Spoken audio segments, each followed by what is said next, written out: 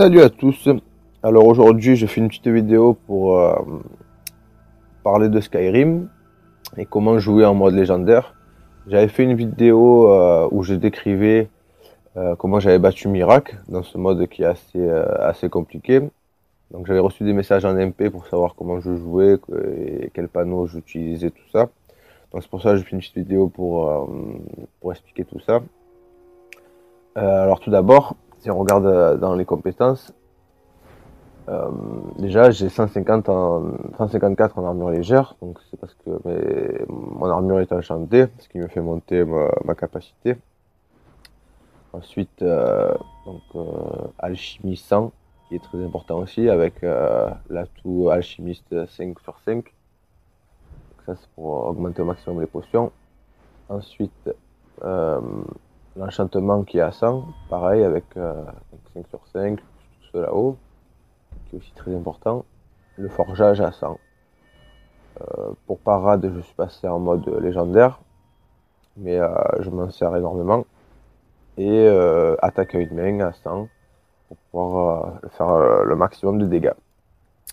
Donc ça c'est pour la partie tenue, c'est compétences. Et par rapport à maintenant à la partie tenue, alors donc bien sûr j'enchante 2 fois mes anneaux à chaque fois ainsi que mes colliers. Donc là c'est la résistance à la magie, la résistance à la foudre.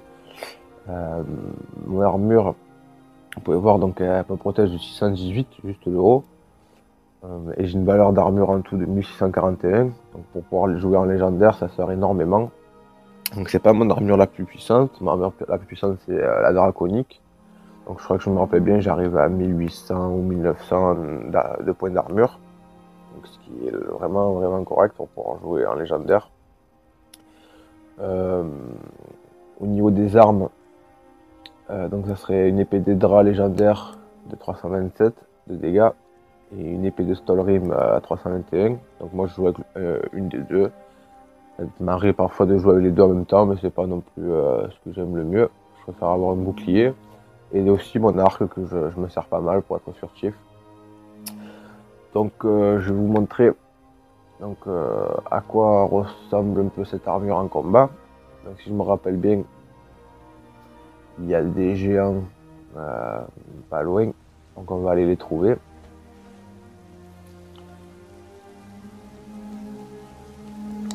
Alors c'est vrai que par rapport à ces armures, si vous jouez pas en mode légendaire, c'est trop facile. Vous vous ennuyez un peu parce que vous vous sentez vraiment trop boosté par rapport aux ennemis. Donc moi c'est vrai que quand je les avais fabriqués, après je les avais mis un peu de côté, j'avais fait des armures moins puissantes pour pouvoir retrouver des sensations du jeu. Mais quand le mode de légendaire est sorti, j'étais obligé de ressortir mes armures aussi parce que en légendaire, les dégâts sont énormes.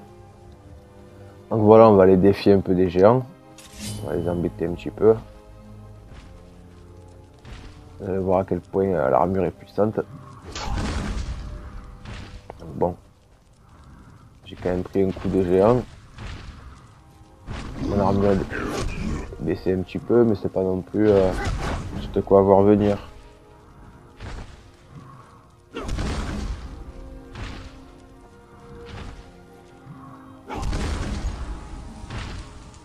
D'ailleurs, c'est une bonne méthode pour augmenter rapidement en niveau. On peut voir quand même que ma vie descend, donc il faut quand même faire attention, parce que ça peut aller assez vite. Hop, hop, hop, c'est rapide. Oh.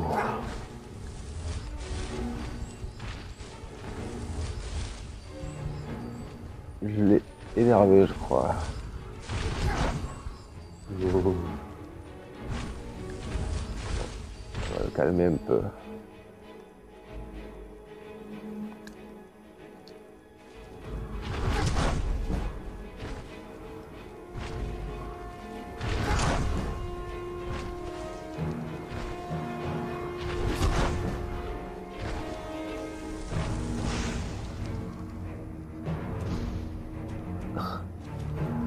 Quand paralysie, je crois en altération, je crois que j'ai 80, donc c'est quand même pas mal. Oh.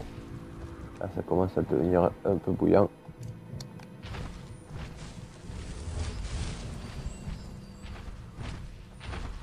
Voilà.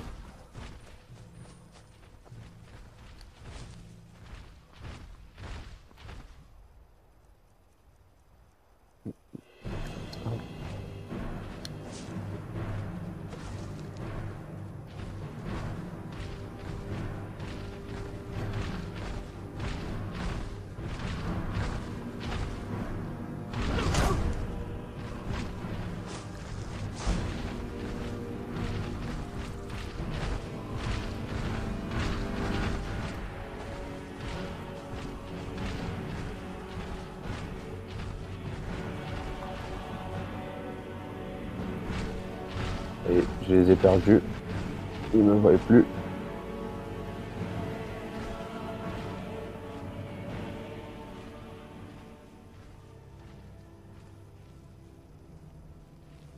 Donc voilà, on va faire un petit saut dans le temps.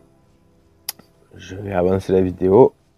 On va aller chez moi à Blancherive pour vous montrer un peu la technique.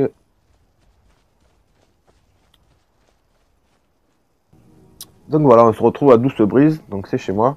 D'ailleurs, je vous conseille cette maison. Pourquoi? Parce que, par exemple, en forgeage, elle est très pratique. Parce que vous avez un forgeron juste à côté.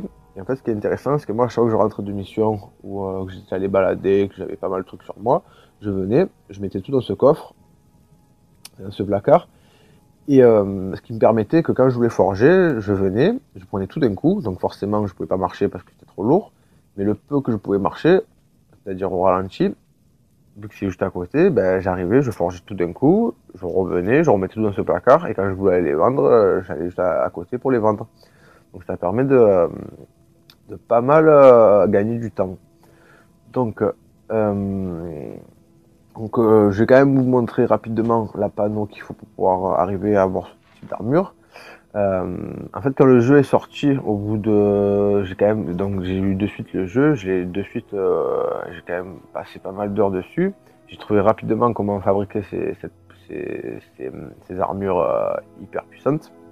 Donc j'avais fait une vidéo sur notre compte qui avait rapidement pris parce que au début j'étais un des premiers à le faire. Donc je vous apprends absolument rien de nouveau là tout de suite. Mais je vais quand même vous montrer au cas où pour ceux qui n'avaient pas forcément vu ou on va voir. Donc c'est tout dans ce coffre. Donc là par exemple dans le forgeage, j'ai une panneau qui permet de forger. Donc armes et armures peuvent être améliorées de 29%. Armure à 29%, donc ça c'est mon habit de forgeron en fait. Et donc quand je forge, avant je bois une de ces potions qui augmente de 127% l'amélioration d'armes et d'armure. Donc après vous forgez, vous tirez au maximum les capacités de l'arme ou de l'armure. Comment j'ai arrivé à fabriquer cette potion? Le même principe que pour le forgeage, mais en alchimiste, c'est-à-dire une panneau. Voilà, les potions créées sont 28% plus puissantes. Pareil pour les gantelets. Donc pour pouvoir fabriquer ça, en fait c'est une escalade. C'est-à-dire que si on a le temps, ça peut aller jusqu'à l'infini dans l'absolu. Qu'à chaque fois que vous allez créer une potion plus puissante, à chaque fois vos enchantements vont être plus puissants. Et donc si vos enchantements sont plus puissants, vous pouvez recréer une panneau plus puissante. Et donc si vous créez une panneau plus puissante, vous pouvez créer des potions plus puissantes et ainsi de suite. Et donc après, ça vous pouvez arriver à l'infini. Donc voilà pour la petite visite guidée. Je vais continuer rapidement pour vous montrer que j'ai un peu poncé le jeu. Donc là, si je me rappelle bien, j'avais stocké un peu toutes les armes que j'avais trouvées dans le jeu. Donc j'ai pris, je crois que si je me rappelle bien, j'ai pris une de chaque catégorie. Donc il y en a quand même pas mal, dont certaines qui sont assez rares. Je sais plus lesquelles, parce que ça fait très longtemps que j'avais pas trop joué. Mais bref, il y en a quand même beaucoup. Pareil pour les tenues, tout ce que j'ai récupéré à droite à gauche, j'ai toujours tout mis là. Donc là, pas mal de parchemins, même si je m'en sers jamais. Là, vous pouvez voir, je sais pas si vous avez vu, il y avait un casque de Stolrim. Pourquoi? Parce que quand je l'avais fabriqué, je l'avais trouvé pas assez puissant, donc j'allais refabriquer une autre tenue. Donc là, vous voyez un peu tous les styles d'armure qui est un peu présent dans le jeu. Là, c'était mon tiroir pour fabriquer des choses. Ça, c'est bien d'avoir, voilà, de ranger tout par catégorie. Comme ça vous cherchez pas pendant 1000 ans quand vous voulez fabriquer quoi que ce soit. Là, par exemple, je vais vous montrer Os de Dragon 99. Donc des armures en dragon, je peux en fabriquer pas mal. Pareil pour les livres aussi, j'avais tout mis là-dedans parce que je les ai à peu près tous lus, ceux que j'ai mis là. Mais c'est sympa parce que des fois vous apprenez des trucs et il y a des cartes au trésor. Salut. Et voilà. Donc bah écoutez, on va continuer un peu à explorer parce que moi du coup ça m'a redonné un peu envie de jouer. Je vais regarder un peu les quêtes où j'en suis. Donc là, il y a quelqu'un qui est venu, quand j'ai démarré la play, en fait, quelqu'un qui est venu me voir, qui m'a dit: j'ai accepté de financer l'expédition de Rallye Sedaris pour excaver la tertre de Coldporn. Je vais retourner sur le site pour vérifier l'avancée des travaux. Donc ça, c'est dans le DLC. C'est à Colborn,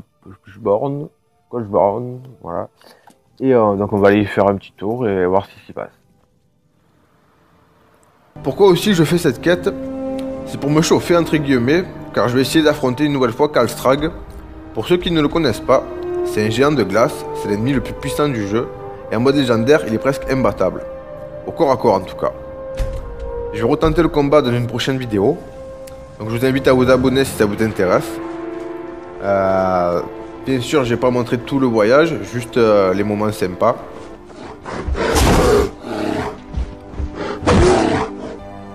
Moi j'aime pas trop tuer les animaux, donc du coup je préfère leur crier dessus pour les calmer.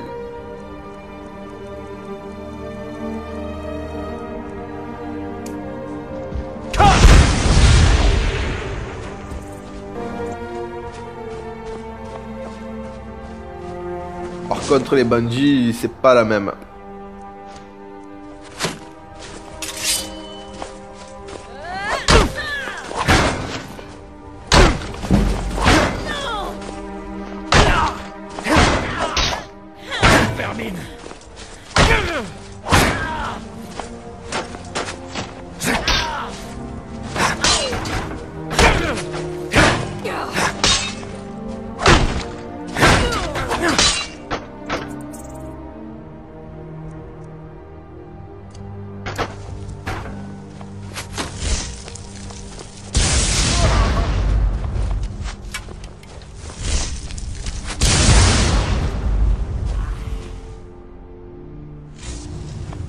Elle est avant. Allez voir le chambellan au château si ça vous intéresse.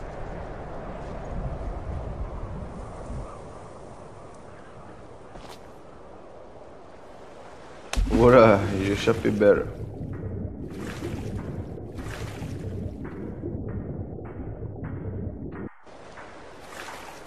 Réparé au départ.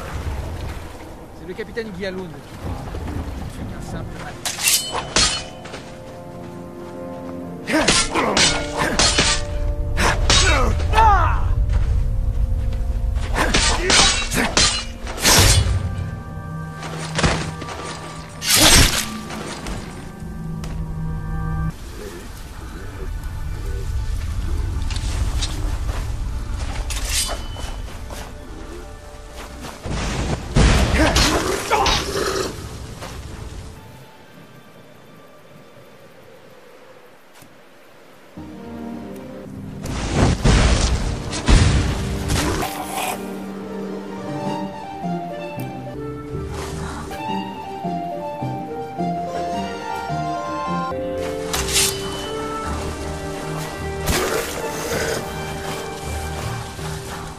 Où tu vas? Reviens ici.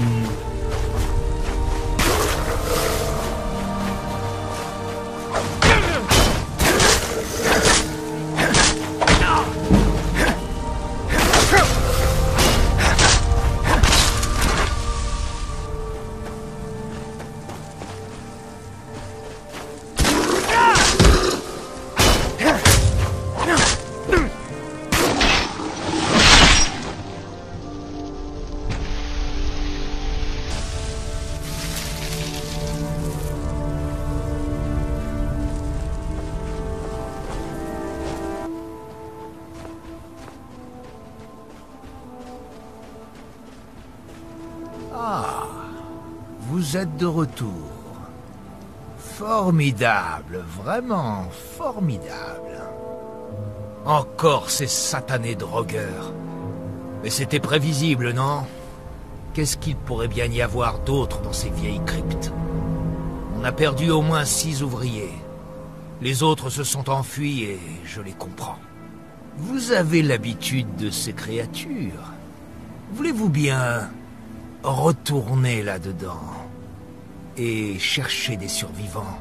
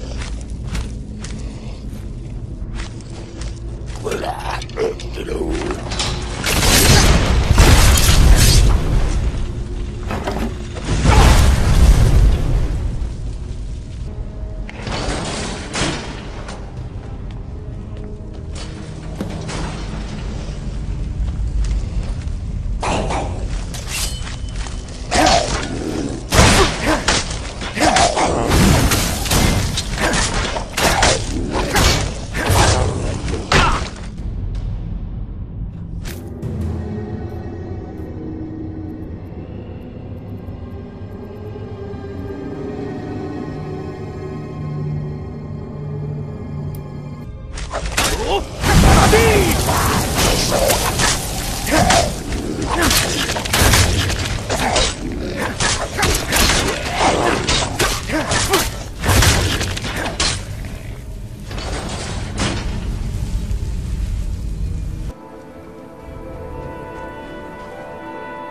nouveau? J'aurais dû m'en douter. Bon sang, au moins nous pouvons reprendre le travail. Et les primes de risque ne cessent d'augmenter, alors ça va nous coûter encore plus cher. Je vais aussi engager quelques mercenaires cette fois. Ça devrait rassurer les mineurs en tout cas. Et peut-être leur sauver la vie avec... Par contre, ça va nous coûter 3000 pièces d'or cette fois. Nous allons multiplier cette mise par au moins 50. Je vais engager une nouvelle équipe et des gros bras pour les protéger. Revenez plus tard. Rien ne pourra nous arrêter cette fois. Alors voilà, quête terminée. Bon, c'était assez facile, mais comme je vous l'ai dit, c'était un entraînement pour combattre contre Carthage. Alors la vidéo est enregistrée, il manque plus que le montage. Elle est assez drôle, car je me fais pas mal défoncer. Vous verrez ça dans les jours qui suivent. Alors bientôt aussi des gameplays sur Watch Dogs, et pourquoi pas peut-être un film. Abonnez-vous, et à bientôt pour d'autres vidéos.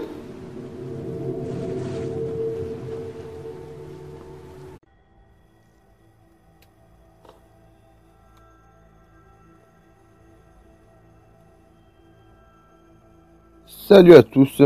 Alors aujourd'hui je fais une petite vidéo pour parler de Skyrim et comment jouer en mode légendaire. J'avais fait une vidéo où je décrivais comment j'avais battu Mirac dans ce mode qui est assez compliqué. Donc j'avais reçu des messages en MP pour savoir comment je jouais et quel panneau j'utilisais, tout ça. Donc c'est pour ça que je fais une petite vidéo pour expliquer tout ça. Alors tout d'abord, si on regarde dans les compétences, déjà j'ai 154 en armure légère, donc c'est parce que mon armure est enchantée, ce qui me fait monter ma capacité.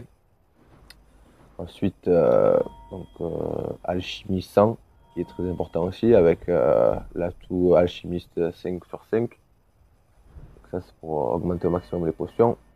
Ensuite, l'enchantement qui est à 100, pareil avec 5/5, tout ce là-haut, qui est aussi très important. Le forgeage à 100. Pour parade, je suis passé en mode légendaire, mais je m'en sers énormément. Et attaque à une main à 100, pour pouvoir faire le maximum de dégâts. Donc ça c'est pour la partie tenue, c'est une compétence. Et par rapport maintenant à la partie tenue, alors, donc bien sûr, j'enchante 2 fois mes anneaux à chaque fois, ainsi que mes colliers. Donc là, c'est la résistance à la magie, la résistance à la foudre. Mon armure, vous pouvez voir, donc elle me protège de 618, juste le haut. Et j'ai une valeur d'armure en tout de 1641. Donc pour pouvoir jouer en légendaire, ça sert énormément. Donc c'est pas mon armure la plus puissante. Ma armure la plus puissante, c'est la draconique. Donc je crois que je me rappelle bien, j'arrive à 1800 ou 1900 de points d'armure. Donc ce qui est vraiment correct pour pouvoir jouer en légendaire. Au niveau des armes, donc ça serait une épée des draps légendaire de 327 de dégâts et une épée de Stolrim à 321. Donc moi je joue avec une des deux. Ça m'arrive parfois de jouer avec les deux en même temps, mais c'est pas non plus ce que j'aime le mieux. Je préfère avoir un bouclier. Et aussi mon arc que je me sers pas mal pour être furtif. Donc je vais vous montrer donc, à quoi ressemble un peu cette armure en combat. Donc si je me rappelle bien, il y a des géants pas loin, donc on va aller les trouver.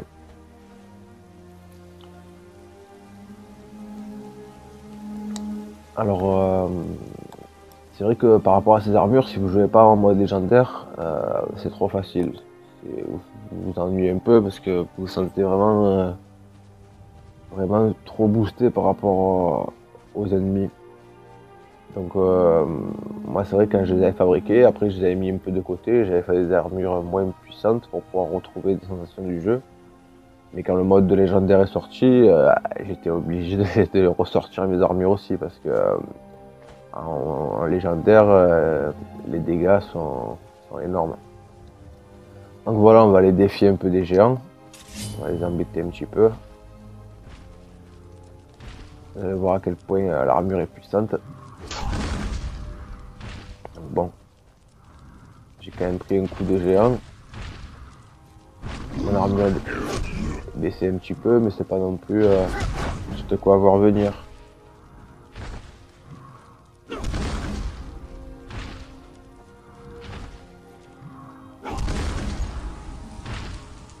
D'ailleurs, c'est une bonne méthode pour augmenter rapidement en niveau. On peut voir quand même que ma vie descend, donc